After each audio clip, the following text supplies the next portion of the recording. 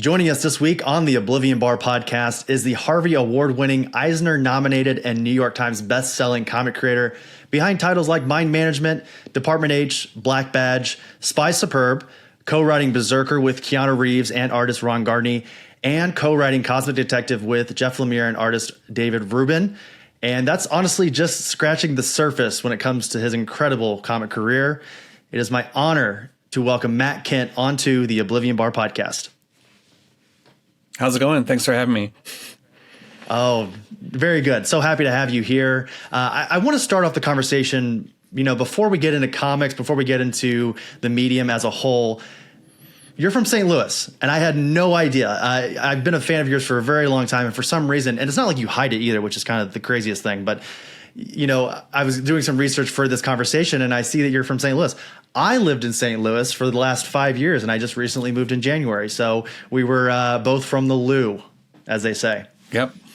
Yeah. Where'd you go? Where'd you end up? Where are you now?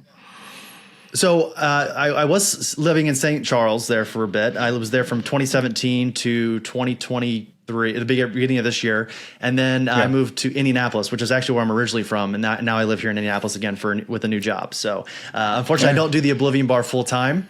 But you gotta balance that adulthood and your hobbies at the same time. So, So I just thought that was really interesting, and that's what they tell you, but I don't know if that's true.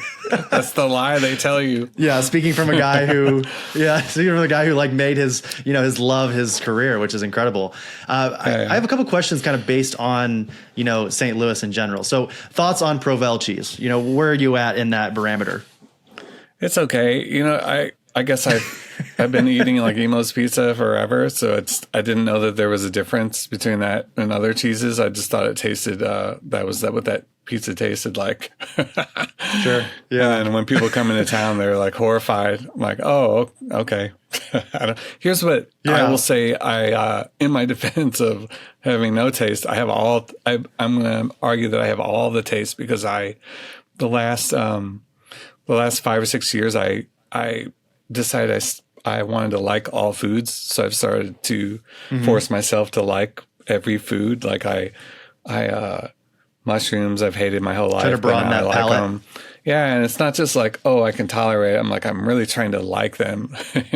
and mushrooms was probably the hardest hurdle to get over.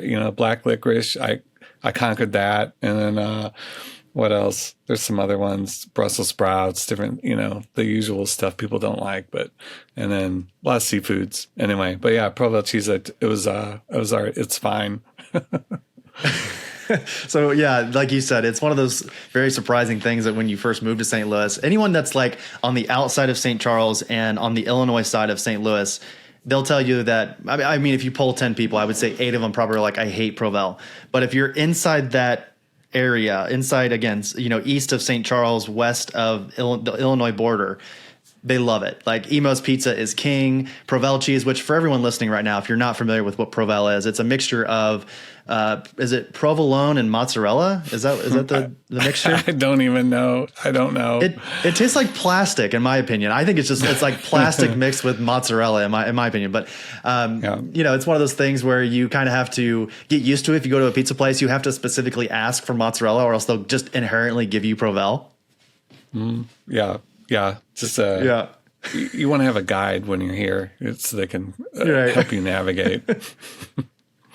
Also, here's something else too. Sorry, everyone. We're going to get to comics here in just a moment, but I need to pick Matt's brain on St. Louis because I am weirdly proud to have lived there for as long as I had. I fully embraced it. I bought the Blues hat. I bought the Cardinals hat. Obviously I'm wearing my Lou shirt right now. So I was very proud to be not from there necessarily, but just when I would visit other places, I'd be like, oh yeah, I live in St. Louis, and I wasn't ashamed to say it, which is a rarity, I'm assuming, for most people that live in St. Louis. But the term Hoosier, are you familiar with the term Hoosier? Yeah, I am. Okay. What's your definition of Hoosier? No, I have, because I'm from Indiana. Yeah. So there's two. There's the accepted national meaning of it, which is somebody from Indiana, and I think the basketball team, and then, but here locally, I know it's a colloquialism for redneck. Yeah. I would say that's as nice as I can nice put way to put it. know? Yeah. Yeah. Yeah, I honestly had no idea. Like the first week that I was there, because again, I'm being from Indiana, I was listening just to people talk, and I heard someone say, "Oh yeah, I went out to the lake and I was being a Hoosier," and I was like, "What did they?" That sounded slightly derogatory. What do they mean there? And then I just kept listening, and I eventually was like, "What do you mean when you say Hoosier?" Because I'm from Indiana, and that's like a term of endearment. But you're saying that it's like you said, it's a redneck. Yeah. But I haven't heard that. But now I'm back in though. Indiana. Yeah. No, that's good. I'm going to be in Indiana in a couple of weeks for Gen Con. I'm going to be there.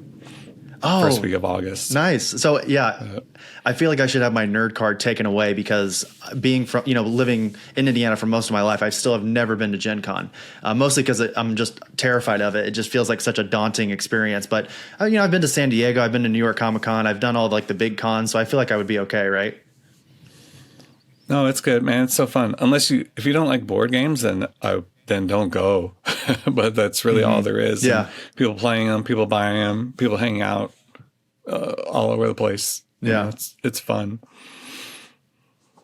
Well, for anyone listening right now, if you need any good places to eat, either in St. Louis or in Indianapolis, please reach out to myself or Matt Kindt on Twitter. We will let you know for both places. Go to the Hill in St. Louis at least once. Get some good, like authentic Italian food. I feel like that's completely necessary. Yeah, no, that's good. And we have a couple. There's a Balkan Treat Box is a place I'll plug. It's like just like Balkan. It's like I don't know. It's really good, but it's just like half a mile from my house, so we walk up there all the time.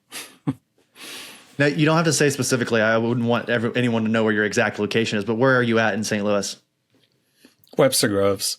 We're in Webster. Oh, nice. And then my studio, we have a studio space too that's like on Watson Road, a little south of here, which you can come and visit. And if I'm in the back, my wife has a storefront, Webster Wax, where she makes candles and everything, and studio's in the back. So she's like the front, But if you're in the know, you can be like, "Is Matt here?" And then I might come out. or I might be like, "Tell him I'm not here." I love that. Well, let's get into your body of work here. So I actually just recently read your 3-issue miniseries, Spy Superb, which is obviously from Dark Horse, or specifically Flux House, which is your imprint through Dark Horse, in which you wrote and drew with colors provided by your talented colorist/wife, Charlene. And the premise essentially goes like this. Who is the perfect spy? A spy who doesn't even realize that they are a spy, aka a useful idiot. This particular useful idiot is named Jay, and Jay is sent on missions without even realizing that he's on a mission.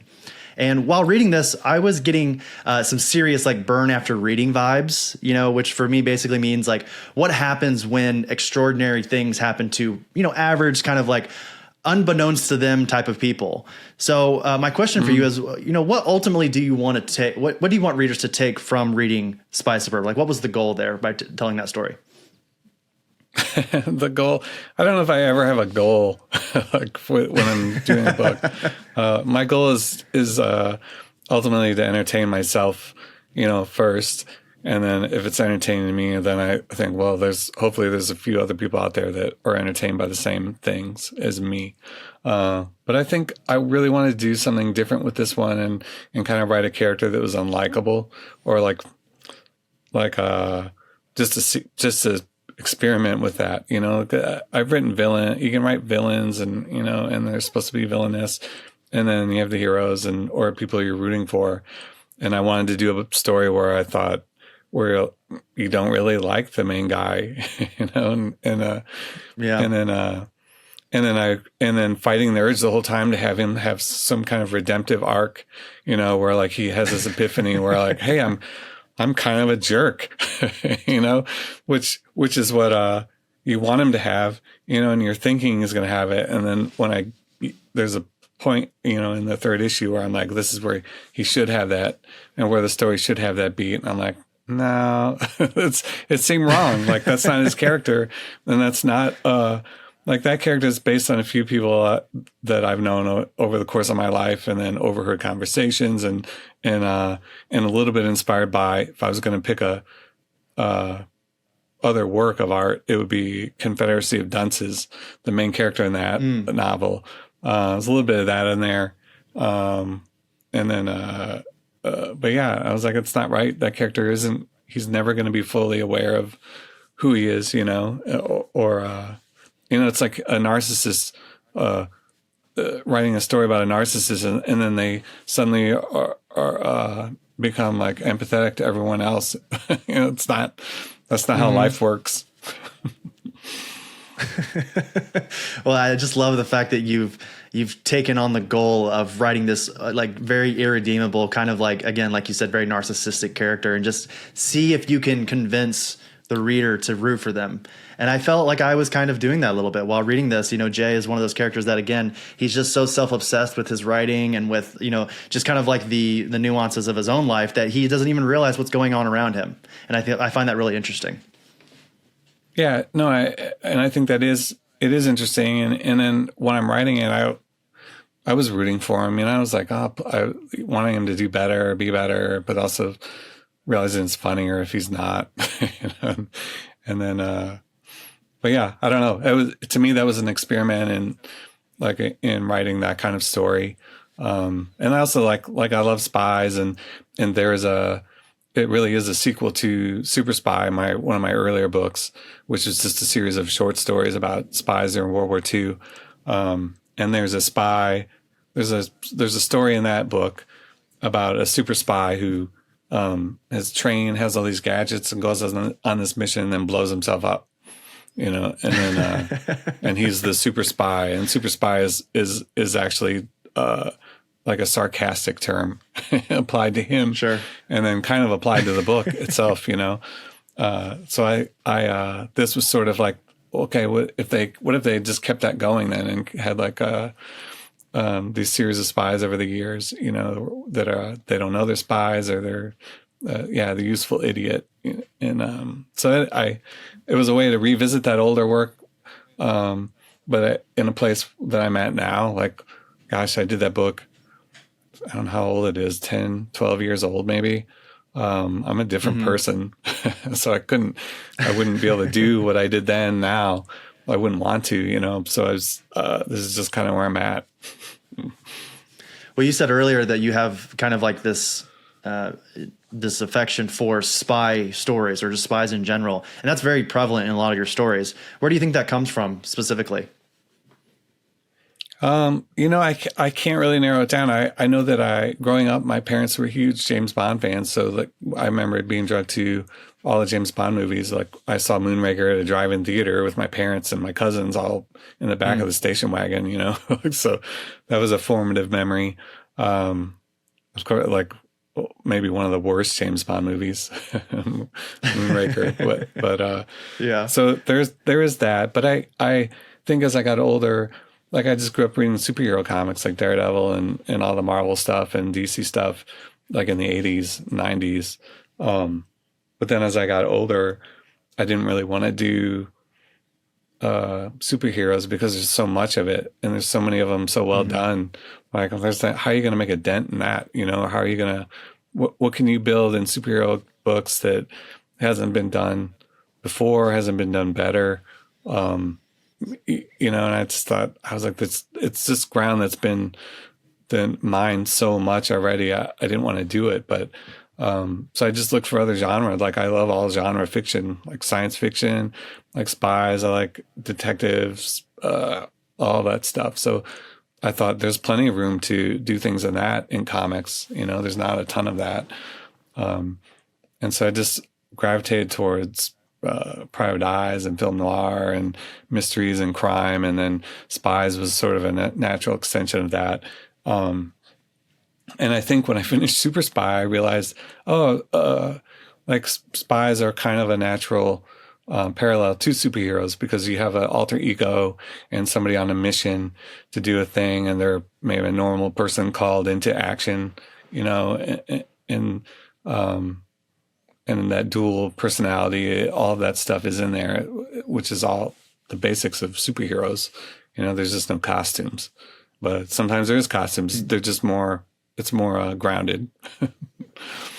Sure. Yeah. No, I love that. And it's a great kind of a think tank on, like you said, comics and superheroes in general, because it has been mined to the bone. It seems like there's always cases of someone taking a character that has been done over and over and over again, and they can find something new and fun and interesting to do with it. But and we'll get into this a little bit more going on into our conversation. But I just really appreciate the fact that you've kind of created this little space for yourself in the medium of just creator-owned stuff that you, like you said earlier, is just stuff that you really like, stories that you want to tell, and people are very interested by. Again, your career speaks for itself in that term. But I also wanted to ask you really quick as well, in terms of Spy Superb and these paper bag variants that I had seen at my local comic book shop. Which, if we want to go back a little bit for a quick second, in St. Louis, my local comic shop, and this show is actually sponsored by The Fantasy Shop. Are you familiar with that comic shop in St. Louis?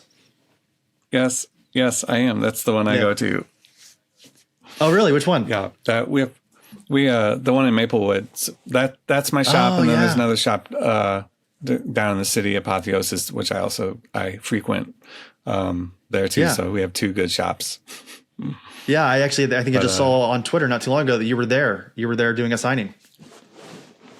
Yeah, I did a signing this weekend, and it was to celebrate the last issue of Hairball, one of my series that just came out, and I decided I was just going to do pet portraits, like little 5-minute pet portraits for anybody that wanted one. Sign books and do pet portraits. It was the craziest signing I've ever done. Like, it was so crowded, and people have brought their animals. I thought that people just had pictures and everything, but people are bringing their animals in, and it was probably my favorite signing I've ever done, only because the conversations, it changed the whole vibe of everything. It wasn't talking about my books and comics, and that it was like people bringing in their animals, and then they would tell me stories about their cat or their dog, or some guy had a turtle. I did a portrait of a turtle. It was amazing. It was maybe the most fun I've had doing a signing. I think that humans are always just ever seeking a way to connect with each other. And a lot of times the easiest way to connect with someone is if you talk about your animals. For me, mine is my dog. I have a golden doodle named Toby. And anytime that someone asks about him, if I'm like not feeling the conversation or I don't know where to take it, and someone asks about Toby, I'm like, let's talk for an hour. How much time do you have? Because I love talking about him. He's the best dog. He's the animal that I always wanted as a kid. And I just love when people are enthusiastic about their pets. Yeah, no, it was great. It was so much fun. And I realized it was kind of refreshing because I wasn't talking about myself. I wasn't having to talk about and no offense to this, but I had to talk about, okay, no more questions about your career going forward. Yeah, no. But it was nice to have a different kind of conversation, and sure. It just seemed like a more human, a more natural, sort of interaction rather than like, here's the creator, and then you're getting something signed for, autographs are so weird to me in general. Like, I don't really like, if I get an autograph from a creator, I'm only doing it because it's like the only social convention. It's like an excuse to go up so I can have like a little talk or, chat with them for a minute. Because if I just went up without having this artificial thing to ask for, then it would be hard for me to go up and do it, because I'd be nervous. So I get it. I get autographs, but also they're silly. It's odd. Yeah. You're taking a thing that you've bought, a piece of work that this person has worked on, and you're handing it to them and saying, hey, will you put your signature on it? It is a very odd interaction, but very similar to you. I feel like when I'm looking at a stack of books that I have next to me right now that I am taking to San Diego, and every single one of them I am a giant fan of. I've got, Do a Power Bomb. I've got It's Lonely at the Center of the Earth by Zoe Thorogood. I've got Strange Adventures by Tom King and Mitch Garrett. It's like, I've got all these books, and I'm not getting not getting them signed for any other reason besides the fact that I absolutely love them. And in a very similar way of what you just said there, it is an excuse to just walk up and have a conversation with these people that you revere, again, as a creator from your end or as a fan from my end. Yeah, no, I'm the same way. I'm a huge fan. Like, I went to Heroes a few weeks ago, and Alan Davis was there. And he was amazing. But I was like, I'm not going to go. What am I going to say to him? It's like, but I had I have all my Excalibur, like, hardcover bound. So I was like, I'm gonna bring that and I'll have him sign that. But he was so he's an introvert. So it was like, this is useless. I'm an introvert and you're an introvert. There's no point in doing this. So, but I got the autograph, but I didn't, neither one of us knew what to say. Yeah. It's always very interesting. I love to ask this question when I have creators on. We've had many creators here on the Oblivion Bar. And one of my favorite questions to ask, and I guess I can ask you now here, is, these interactions that you have at cons, you have people that you don't know and they don't really know you, but they feel like they know you so well because they've gotten a little peek into your mind through your work. And that interaction has got to be odd, but in some way. What is your reaction? I know you just said that you're kind of an introvert, but like, have you ever gotten over that interaction with meeting your fans and having them like have a visceral emotional reaction to your work? And you just are kind of like, I was alone when I wrote it and drew it. I don't know. No, I'll describe my very first convention. So Pistol Whip was my first book published by Top Shelf. Mm-hmm. And my first convention was San Diego. And I go in there and Top Shelf has their booth. And I have signings like all weekend for just an hour in the morning, hour in the afternoon. So I go and sit there for the signing. And I'm so nervous. And because I'm an introvert and I don't the thing I hate most is going to a party because especially if I don't know any, you know what I mean? Cause you don't know most of the people. What do I do with my hands? I don't know. What do we talk about? Like, who do I talk to? Yeah. What are we talking about? Like, I don't know. So going to the convention, sitting there for the signing, I was like, this is the worst. It was so terrifying. And then I was before the show, I was like, oh, I hope people buy my book. And then when I got there, I was like, I hope people just keep walking by. Don't stop and talk to me. Mm-hmm. I was just so scared to talk to anybody. And then somebody would come up and I didn't know what to say. And it was awkward. And then they're awkward because everybody, you know what I mean? Everybody's awkward in the convention anyway. And I'm no different. And so it was terrible and I hated it. But I just kept doing it because I thought, well, this is part of the job. I need to go and try to promote my books and be there and try to learn how to talk intelligently about my work.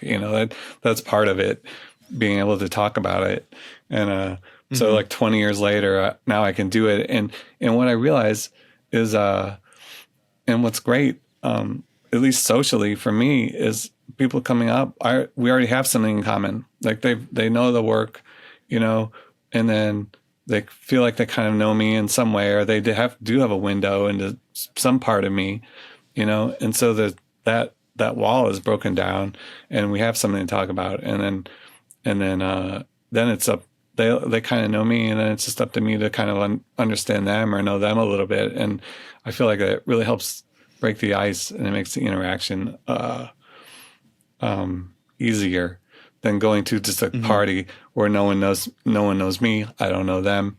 Like those are the interactions I am terrified of. So I bartended for quite a while. Actually, in St. Louis, I bartended for 5 years while going to Lindenwood, which I'm sure you're familiar with. And I always, to this day even, have such a difficult time going to a bar and just like hanging out. Like, as a bartender, boy, I was on a stage and I loved it. I could just be behind the bar. I could talk to everybody. I could just bounce around and make sure everybody's having a great time. But the moment you put me on the other side of the bar, if I'm not like a couple shots and a couple beers deep, I am just like pockets in hands, looking at my cell phone. Like I can't, I don't know why I can't interact with people. I don't know if it's me or if it's my generation or if it's the culture we're in. I don't know. Yeah, no, I don't. Well, I don't put myself in those situations. Good luck getting me to a party. Right. Well, I wanted to go back really quickly. I know we got on a little bit of a tangent and I loved it, but I want to know more about these paper bag variants. So, we have these covers for Spy Superb by Martin Simmons, Tula Latoy, and actually a good friend of the show, one of my good friends in the industry, Christian Ward. And I felt like this was like a really incredible idea. Was this your idea? Because you do a lot of this kind of stuff with a lot of your work, or was this the publisher's idea, Flux House? The paper bag cover over cover. That was my idea. Yep. And then nobody liked it. Nobody liked that idea. but I really believe strongly in it. And that's the beauty of having my imprint is like, nobody has to like it. I just have to like it. But it does shakes your confidence a little bit when you do a thing and then and people are like, it's like, why are you doing this? I don't know about that. And then, but I was so excited. I went into the shop when it came out, because I wanted to see it in its natural habitat, which is just on the shelf. And it does look weird. It looks like a piece of trash somebody put on the shelf. And like, why is there a Trader Joe bag on the shelf? Yeah. Oh, hold on. But yeah, I like the idea of this comic book sort of like being in disguise with other comic books, as part of the theme of the book. And then using sort of like, grocery paper bags as like the disguise. And this idea sprung about, from when Mind Management was coming out and I had these hardcovers and I would do, my wife, Charlene, had this idea to do like, homemade dust jackets for the hardcovers. They were made out of paper bags, but we turn them inside out. So, and then I would draw on them. I would sketch on the paper bag covers. So people would buy these like custom paperback covers that we would do. And so I always liked that, like sort of like reusing a paper bag and making art out of it. And then I thought it would be fun to do that for a comic. And then I guess that was it. And then what's funny is, like in the studio, I share a studio with Charlene, of course, and then Brian Hurt, who's a friend of mine. He did artist on the Six Gun, and he when the issue came out, I was like, wow, I was so excited and I brought it into the studio and was showing everybody, all two of them, and I was like, isn't this great? And they're like, I was like, no, it's like, it's like because it's kind of ugly. I was like, yeah, it's like an anti-design. It's like my perfect anti-design. And then whatever Brian's like, you just like it because it took you 5 minutes to do it. I was like, that's not true. It took me a little longer than that. But no, I do. I think I'm so tired of books that look normal and comics that look normal. If you look at the shelf, and I go to Barnes & Noble a lot just to look at the book designs. You just like go to the new releases and look at the books and then look at them and then look at which ones pop out. What are the books that caught your eye? And then figure out why those caught your eye. I'm a huge fan of graphic design. I went to school for it. So I just am always studying it and thinking about it.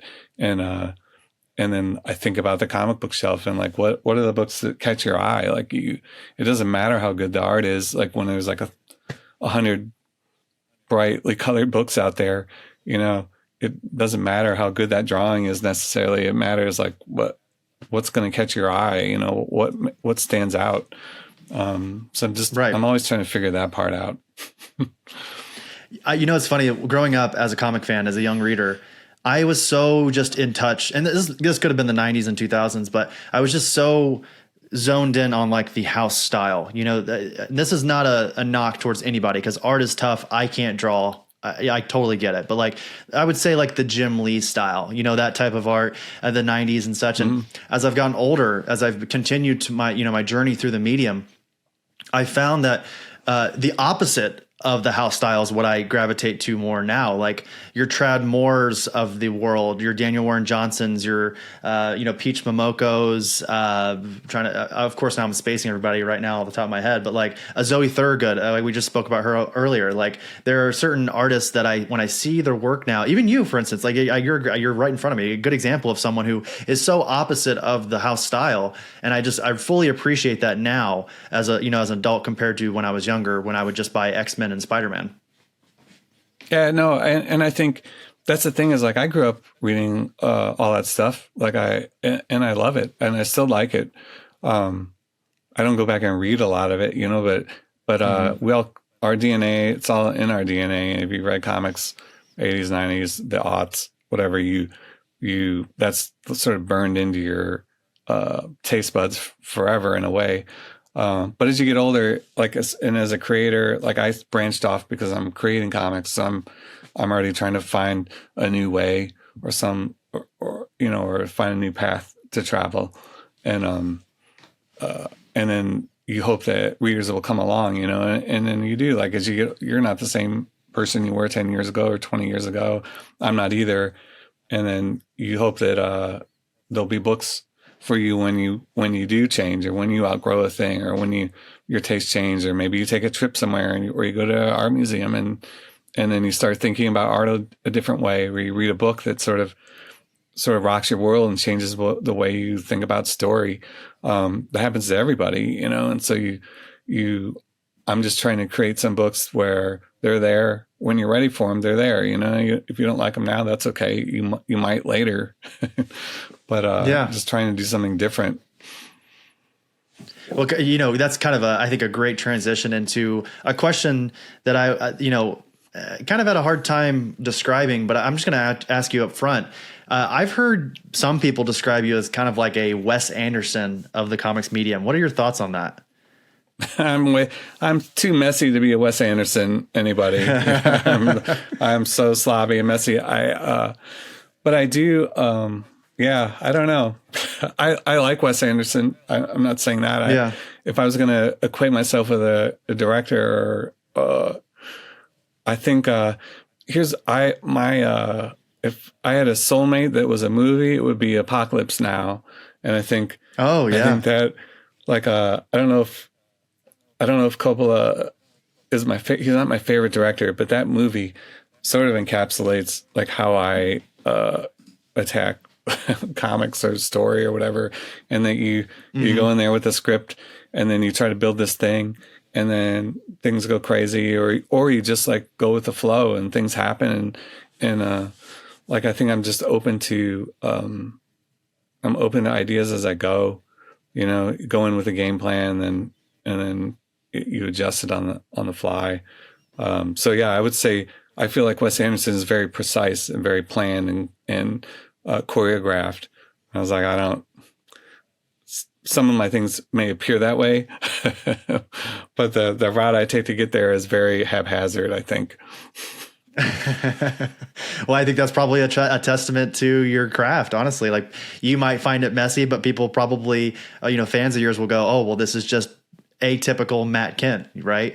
And I want to kind of ask a question off of Apocalypse Now. What's your preferred version? Do you like the original? Do you like the final cut, I think is what it's called? Like, is there a specific version of Apocalypse Now that you appreciate more than the other? I've watched them all, and I think I've seen just the original theatrical release the most, just because I watch it like once a year, so I've seen it the most. I don't know if I like it the most. That's a heavy movie to watch every year. I don't know why. What I love about that movie is not outside of the movie. I like that movie exists. Like, the making of the movie is just so amazing to me. And then you just think about everything that went into it. And that's what I'm thinking about when I watch it. I was like, God, just the sheer amount of organization and planning that had to go into every shot and whatever. It's just a monumental achievement, I think, that deserves to be watched and rewatched. Right. But yeah, I forgot what the question was. Oh, just like your comparison to Wes Anderson, and then also the final cut of which version of Apocalypse Now? Yeah, no, I like them all. The ones where he added stuff, I like that too, because it's more of it. I was like, oh, there's more. Let's see it. It doesn't change what it is. It just gives you more of it. Yeah, I would say, I don't know if people really care about my opinion on this, but if I was to compare my taste to a movie, because I'm a big movie fan as well, Whiplash, the J.K. Simmons and Miles Teller film from, I think, 2014, if I'm not mistaken. That type of movie where it's very character driven, you see growth, you see, trials and tribulations throughout that film. You see a complete character flip at one point, and then you see a crescendo at the end that fully just one of the most, in my opinion, one of the most satisfying endings I've ever felt in a film. And I feel like that's just my taste in media in general, like not just comics, not just movies, but in everything. I love a good, if you can just nail it at the end, and that's tough, obviously, but if you can just nail it, it's one of my favorites of all time, just from there on. Yeah, no, I'm the same way. Here's the thing. The reverse is true too. If the ending, it could be the most amazing movie. If the ending is not good, it ruins the whole thing for me. Like, the ending is so important. That's That's got a good ending. My favorite ending of all time, I was just talking about this last week, was this movie called The Big Night, which is about two brothers who are chefs, you know, and it's like the opposite of a crescendo. It's like it's such a slow, deliberate, subtle ending that nails it so well. I wouldn't spoil it, but it's good. If you've been watching The Bear on Hulu, it's it's got gosh, what's his name? Platt. One of the actors is in The Big Night too. I think he must just be a big foodie who's producing all these food related shows or whatever. But anyway, The Big Night, I highly recommend it just for the ending alone. Is it the 1996 version? Because I think there's an older version as well. Yeah, it's whatever the newest one would be, which 96 sounds right. Yeah. God, it's old. Stanley Tucci and Campbell Scott, I think, is in that film. But yeah, I'll have to check that one out. I've definitely seen it, but I haven't seen the film, but I've seen it about, and I need to check it out. Is it on streaming somewhere? I have no idea. I got it. Oh, okay. I got it. If I could mail it to you, you like strike me as Netflix. You strike me as a physical media type of guy. So if I would be surprised if you don't own at least 10 Criterion films. Am I correct in that assumption? Dude, I probably have 10. I got way more than that.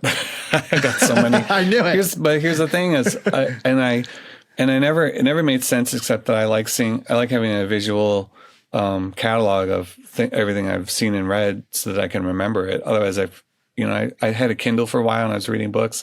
I would completely forget books that I'd read because they're just so ephemeral. There's nothing there. There's not even a cover to look at. So that drives me crazy. And I consume so much of it. I need to have like a reminder that I can look at, and be like, oh yeah, I remember the whatever. So it's books, movies, everything. But they're starting to pull stuff off of streaming now too, where you can't watch it anymore. So now I feel justified. I'm like, yeah, in case they want to do a tax write-off and then delete a movie forever, I'll still have it. Yeah, I collect physical media. Obviously, if you look behind me, all my comics are trades. I don't really collect singles anymore, but trades I still love to collect. And I read digitally here and there, but like you said, there's nothing compared to just having a book in your hand. And someone made fun of me the other day. We were going to watch Boogie Nights. Just randomly wanted to watch Boogie Nights, and I have the 4K. And they were like, why do you own this? I'm like, why don't you own it? That's the real question. Why do you? Because you can't find Boogie Nights anywhere, right? It's not on any streaming. So this is why. Yeah. No, that's why. And then, I'm such a snob, dude. So I won't even watch. I don't like streaming because the quality is not as good. It's not as good. You don't get those true blacks. You don't get the true blacks, the refresh. Yeah, I don't know. There's so many things. I don't trust it. I don't trust. Yeah, exactly. I do not trust it because we're seeing that right now. Not to really get into the weeds, and I feel like we're bouncing around, but like the WGA and all the strikes that are happening right now, of course, it's because a lot of the residuals are being taken away from writers, from actors, from people who work on these films because these companies can just yank full properties, full series, full movies off of their streaming services whenever they want, and then pay their already extremely low and terrible residuals to these, actors and people who worked on these properties. It's insane. Yeah, no, you're right. Like if you love the work, support it, buy it if you can. Yeah. I feel like every time I go to, and I think you're probably the same way here. Every time I go to a local comic book shop, wherever I'm at, I have to buy something. Like even if I don't want to buy something, if there's nothing there that I need necessarily, I will still buy it. Like I just recently bought, I have it right here next to me. I went to a comic shop here in Indy and I bought the complete collection of Deathlock the Demolisher, the Rick Buckler run from the 80s. I just realized that, I didn't want to buy anything, but it was there and I don't own it. So I have to buy, you have to buy something because you have to support these institutions or else they'll go away. The margins are insane. Yeah. Yeah. No, if worst comes to worst, I always buy a big artist edition of something. If I can't find anything I want to read, I'll just buy the artist edition. Yeah. Yeah. So let's move on. I want to talk more about your career here. I know we could literally just talk about Criterion's and St. Louis, but I have you here, so I have to ask you about BRZRKR. I know you said you like to like stay away from your career, but I feel like I need to pick your brain at least a little bit on BRZRKR here. So, and this is actually kind of leading into my final question. So obviously, as many people know by now, you co-wrote BRZRKR with Keanu Reeves and of course art by Ron Garney over at Boom Studios. And for those who aren't familiar with BRZRKR for some reason, the story tells of an 8,000-year-old warrior simply known as B. B is a half mortal, half god who is unable to die and has lived several of human history's bloodiest battles. And this often leads him to wonder if it's possible for him to be seen as anything other than a living weapon. So my question for you is, what was your relationship working with Keanu and Ron on BRZRKR? And without spoiling anything, because we actually just got the end of an arc not too long ago, do you think you'll eventually come back to BRZRKR at some point? Yeah, well, first question was, what's it like, I guess? Was that the question? Yeah. Or yeah. It was intense. I was like, when they asked me to do the comic, I was like, I don't want to ghostwrite it, and I don't want to write it all and then just, and then he gets the credit and I'm doing all the work. I'm just not interested in it, and then also they pitched me his idea from at the beginning, and it was like an immortal warrior, and I was like, Mom, I'm not really interested in that either. That's been done. Like we have Wolverine, we've got Eternal Warrior, and I was like, I don't really. And but they were like, the published Boom was like, just come out, meet him, and let him pitch it because he's got a twist on it. So I went out there and had the meeting, and then he did pitch it, and he did have a twist, like this crazy cosmic twist at the end, that I was like, oh, that's so crazy and so weird. I was like, now I'm interested, and we kind of hit it off. And then I also got the sense that he was 100% invested in wanting to like craft the story together. So I thought that would be good. I was like, okay, we're 50-50 on this, and we're co-writing it, and we're hatching we're breaking down story together, and then coming up with dialogue, and then I'm formatting it into a comic script for Ron, which is like the extra part I did. But other than that part, like it was definitely like, it was probably 60-40 in his favor as far as like at the end of the day, he got veto power. It was his idea. So if he didn't like it, we're not doing it, that part, but as we worked on it, like the more we worked on it together, the more I was like kind of getting the vibe of what he wanted. And I was able to work some like stuff that I was excited about, like cults and some spy stuff, of course. And some great weird things in there. But yeah, it was good. It took us like 3 years of working on it. And if he was filming a movie, we'd Zoom. And if he was at home, I'd go out and meet it and hang out with him and work on story all day. And it was fun. Did you ever suspect in your wildest dreams that a comic would bring you and Keanu Reeves together as friends?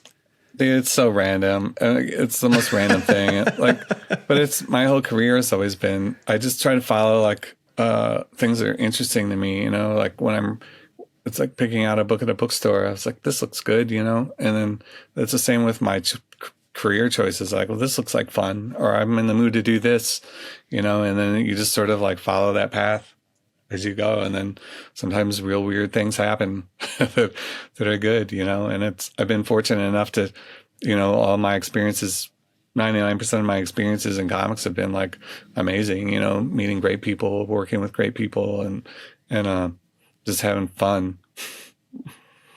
It's very refreshing when you have a public figure like a Keanu Reeves, or last week on the show, we had Patton Oswalt and Jordan Blum talking about Minor Threats. And when you find one of these, actors or just, again, public figures who are really invested in the medium, they're not just doing it because it's something new in their career, or they, like you said, maybe they just want you to ghostwrite it and then they take all the credit because their name is attached to it. when you find someone who is truly dedicated and passionate about the medium, it's really awesome, and you can see it. Like it's obviously it's hard to see from my perspective as a fan how invested Keanu really is, but I've heard interviews with you and Ron and even Keanu, and it seems like he is very much into Berserker. He's ready to like tell this story and then kind of like expand on it going forward in whatever form that takes. Yeah, no, Netflix is doing like an anime version, and then there's the live action version, and then we're doing we're working on a few like annuals, we're calling them, but they're like how long are they? They're like 48, 50 page like one shots, and sort of like selecting periods of history and then like filling out some of this B's backstory. So there's definitely, we're working on more stuff, and I don't think he's ever I'm glad to hear that. And I'm never going to let him quit comics. You're like, I got you in here. You got to keep going now. There's no guild, so we'll never be on strike. For better or worse. For better or worse. Yeah, comic creators can't go on strike because you guys already are seriously, majorly underpaid and underappreciated anyway. Yeah, so it's like you're not really losing anything. I know. What are they going to do? Pay us less? Right. Work us harder. Yeah. Keep you in the house more. Is that what they're going to do? Right. Isolate us. Yeah. Well, Matt, honestly, it has been an absolute pleasure having you here on the Oblivion Bar. I really, honestly, one more question before I get you out of here. If I can just pick your brain, because I can tell that you were, I feel like you keep up. What's something that you read right now? Is there something specific in your mind that just popped in your head that was something that you want to kind of like put out there to our listeners that you think they should, that you can recommend that they should read? Yeah, dude, I'm reading. I'm not reading anything new. I'm reading all the hard case crime. I don't know if you're familiar with that publisher, but they publish all these great crime books, and the covers are always very lurid. I get them in the mail, and then I would tell my wife, I was like, look, I don't want to read a crime book if it doesn't have a lurid cover to go with it, But I've just been blowing through so many of those. And it's great because some of them they're like 50s era, 60s, some are modern, some are, but it's all through. So I've been reading tons of those, and I just read, my favorite one so far, probably read 10 of them in the last couple of weeks, was Lemons Never Lie, which is a Richard Stark book, which Stark was he's the pulp writer that Darwin Cook was adapting those graphic novels. I was just about to say, at one point I was reading both Spy Superb and parts of Parker. Like that was two things I was reading here recently at the same time. Yeah, I know and I had never read the Parker books. I'd read all the Darwin Cook stuff, and I was like, man, these are great. I need to go read those. And I just never did it, and then in Hard Case, I'm literally like reading them all. So I'm just going in order and reading every one of them. And then, that one came up, and I'm like, oh, this is like in the Parker universe. Parker's not even in it, but they mention him. But there's this other guy who's starting like a community theater. That's what his dream is, but he does like these crimes on the side to sort of fund it because it doesn't make any money. And it's such a great sort of offbeat character and a premise. I just really loved it. So yeah, I'd recommend that. It's only I love that. I'm going to put that on my list. It's only like 50 years old. How'd I miss it? I don't even know. Yeah, I know, right? That's like my easiest recommendation whenever I'm talking to people who are kind of newer to comics is I will generally hand them at least one Ed Brubaker, Sean Phillips book. And usually it's like pulp or I'm trying to think of another one off the top of my head. What's their first one that went for a long time? Why am I spacing it right now? It's the one that was like 3 or 4 volumes. Did you say Criminal? Criminal, thank you. Yeah, Criminal. Criminal and Pulp are probably the two that I recommend the most. Yeah. No, those are great. Yep. And that's what so I'll plug this. This is the whole reason I'm reading those is I'm doing a crime comic because I read Criminal. I hadn't read Criminal or any of those until the last couple of years, and then I started catching up over the last summer because it's right up my alley, and I like Brubaker, so I started reading them just to see what they were doing, and because I was gearing up to do a crime something, and I'm a huge fan of like old Dick Tracy stuff because it's like real violent, and there's like gadgets and like cross sections of things, but it doesn't shy away from the violence either, which is so weird in old comic strips. Anyway, so I'm doing a weekly crime comic it's on my Patreon called Ne'er Do Well. And it's just like a modern sort of like a little bit of Dick Tracy, a little bit of like all the old pulp books I'm reading, crime stuff. And I'm doing like 4 pages a week, like finished, color, lettered and everything. And then just trying to publish it kind of like a comic strip. But instead of every day, I'm just once a week. I don't want to do an everyday thing. It would be too much. But I like the idea. What's great about crime as a genre is like, I feel like it's universal. Like everybody's in the mood for like a crime story. Like nobody doesn't like a mystery or a crime. And I think it's like the perfect genre. That's all. Yeah.